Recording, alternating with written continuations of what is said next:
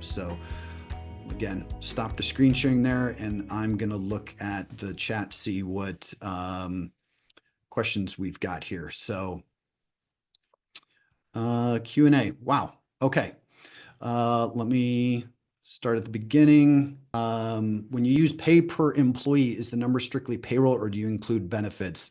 We usually do just focus on payroll. So in our compensation study that we're doing right now, that's where we're going to really start to dive in and go into a lot more specifics of, not just base salary, but what is the bonus structure, who's getting profit distributions, what are the benefits. So those are going to be included in the compensation study we're doing right now. So we're about to get a lot more granular on that pretty soon here. Mark said, when you speak of the 1/3 profit, is the measure you're looking at EBITDA or NOI? What about companies with debt and amortization cost? Good question, Mark. And I'm just going to say really quickly, it's designed to be a rule of thumb, and I'm just kind of looking at EBITDA right there. I'm just looking at, if you take all of the revenue of the firm, let's say the revenue of the firm is $1 million. Doesn't matter where the revenue is coming from, doesn't matter about expenses. If you've got $1 million in revenue, I'm going to say 900,000 revenue to make my 1/3 a lot easier. If you got 900,000 in revenue, 300,000 should be owner and professional compensation. 300,000 should be all of your other expenses, which should then leave you with 300,000 in profits. So hopefully that answers that question. Let's see. Do you have any insight as to what were the specific direction of marketing expense? I kind of joke all the time when people ask me like, well, what should I spend on marketing? I got a lot of other great companies I would recommend that you talk to about that. One of our favorite partners is Intentionally, FMG Suite. There's a lot of great ones out there you can do some marketing spend on. I will tell you this as well, that firms that deploy new marketing strategies often give up a little too soon. So be intentional about what you want to spend the money on. Be willing to invest in it and be willing to give it some time. It's going to take 6 to 12 months minimum for it to have significant ROI. Non-client facing licensed operation staff, does that fall in the category of advisory? No, that does not. Non-client facing licensed would not fall in that category. What if they are partner or part owner? Where does their income get categorized? If they're a partner, part owner, that should be categorized as owner compensation. So even if someone only owns 10%, they're considered an owner, and that would fall in that owner bucket, if you will. Median NNC growth rate. I think the question is just, what does NNC stand for? So net new client growth rate. So that's what we're talking about when we talk about NNC. So I find that to be a better metric than for measuring the ROI of marketing. That's a better metric than just understanding, how much is the ROI on marketing. It's measured by how many net new clients you gained. If you're just measuring how much did revenue increase, you've got the influence of the market in there. There's a lot of other things that could influence it. So it's not really measuring the effect of marketing if you're just measuring, client growth rate. Can you show or discuss the EBITDA multiple ranges for each of the 5 KPIs areas just discussed? Nick, I've got that kind of behind the scenes, but I don't have that in the presentation. So if you want to follow up with me or someone on my team afterwards, we can maybe go into that a little bit more. But there was a pretty significant range, and it started on the low end. Again, the median group was 6.6 EBITDA multiple. So they went from there to, double that.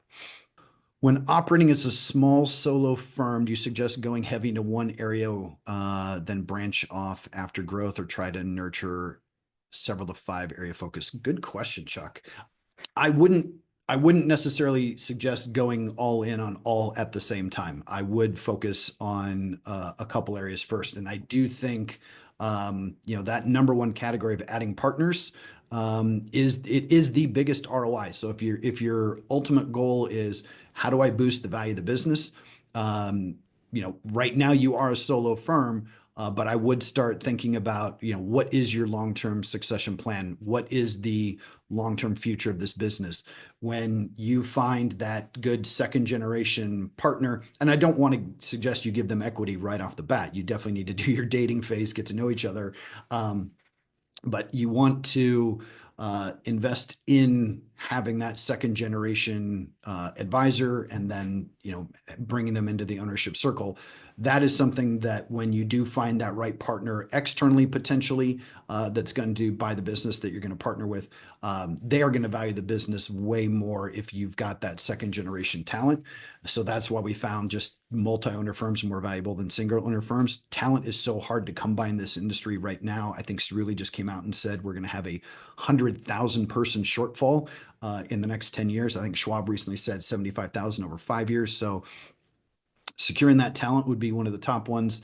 But if you don't have a lot of recurring revenue right now, that would be the quickest, easiest thing I would do to boost the value of the business. You reference industry leading CAGR of 12.7 and what EBITDA or revenue or AUM. So when I was talking about the 3-year compound annual growth rates of all of those groups that we talked about, no one of those 5 initial categories exceeded 12% in the 3-year compound annual growth rate. The level 5 firms were actually, I think was it 14.3? Let me go back and look at that real quick. Sorry, 14.7. So yeah, not 12.7, 14.7. So that was the compound annual growth rate of revenue, not EBITDA, not AUM, compound annual growth rate of their revenue. All right, when doing an internal sale, are there best practices that second generation owners can use when managing employees of the previous owner, specifically how to handle potential bad fits? Tyler, awesome question. Let's talk afterwards. That is not one I'm going to be able to handle in the next 7 minutes, but awesome question. Schedule 30 minutes with us to tackle that one. Geez, hopefully we can get through these in the next 6 minutes. These are great questions, folks. It would be helpful to know some ranges for the KPIs mentioned. That's where, kind of that insight software that I showed you is really going to help do that, where we can really show you for your firm, how do you compare to each of those? So all that software that, the Tableau database that we've got, that's where all that stuff comes from. So certainly invite you to work with us on an ongoing basis, and we can help you with those in greater detail. Who do I have a follow-up conversation with on where my firm is today, our current situation? Great question, Dennis. Anywhere you go on FB Transition's website, I think if you just scroll down a little bit, a little button should pop up that says, schedule a consultation. Click on that. You'll see a calendar of, you'll get a book yourself with the first available person on my team. I've got a great team of people with wonderful experience and insights. We're happy to help you with that. You talked about taking a short-term hit on profitability to achieve long-term value. How do you counsel firms where owners are on different time frames, such as ones that looking to exit in 1 to 2 years, might be focused more on the take-home versus the value they won't see?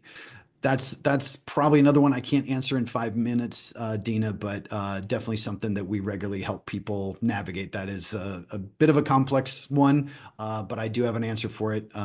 So please reach out to us afterwards. I'd love to help you work through that. Does professional spending include support staff along with advisors? No. When I'm talking about, if we're talking about the rule of thirds, I'm only talking about that first bucket of owner and professional. Professional being licensed advisors in client-facing roles that are, really servicing clients directly. So I would not include support staff in that category. I did talk a couple times about total payroll, so I would include them in that, but not in that first third bucket. They would fall in the second bucket of overhead.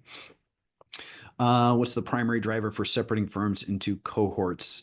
So yeah, going into more detail on how do we do our cohorting. So again, because we don't do it based solely on AUM, because I think that can be a little misleading, we do a blended I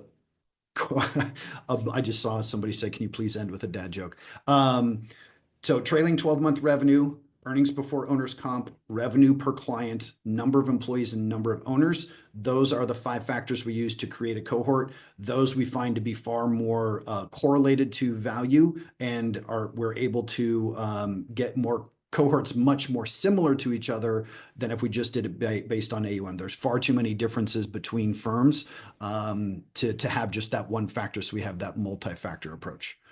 Is there a niche that drives value? Accumulators, pre-retirees, business owners? Short answer is yes. When we do valuations, we are looking at, we create an index called the market demand index. So we are looking at things like niches, like do you service women executives? Do you service Delta pilots? Do you service, Silicon Valley entrepreneurs, like whatever it is. There are niches. Niches in and of themselves drive value. I can't really say that one type of niche in particular is going to be more valuable than another, but you did mention accumulators, pre-retirees. Clients over 70 are less valuable than clients that are 50 to 70, for example. So there are some differences in demographics that are going to help drive value. So, I mean, if you just think about it, if you were to go out and buy someone else's practice, would you pay for a $100 million firm with a bunch of 80-year-old clients? Would you say pay the same price for that versus a $100 million firm with a bunch of 40-year-old clients? So the demographics do impact value for sure. And that's something that we measure when we do our valuations. Do additional services have an impact? Estate planning, will, trust? Yes, those do impact as well. Do you have an average as to what % firms are paying for third-party investment research? Tyler, great question. I would love to know the answer to this, and I'm hoping that we start measuring that. We are not measuring it right now, and I think that is an enhancement I'd love to see us do. We got a minute left. I'm trying to get through all these. When firms bring in additional partners, they typically grant that equity or require a buy-in of some sort. So great question, Doug. I generally don't recommend granting equity. I think them having some skin in the game and buying in, it makes a lot of sense. Now, when we do our valuations, we can calculate, should they be paying a minority discount because they're buying an illiquid position, they're buying a non-controlling interest.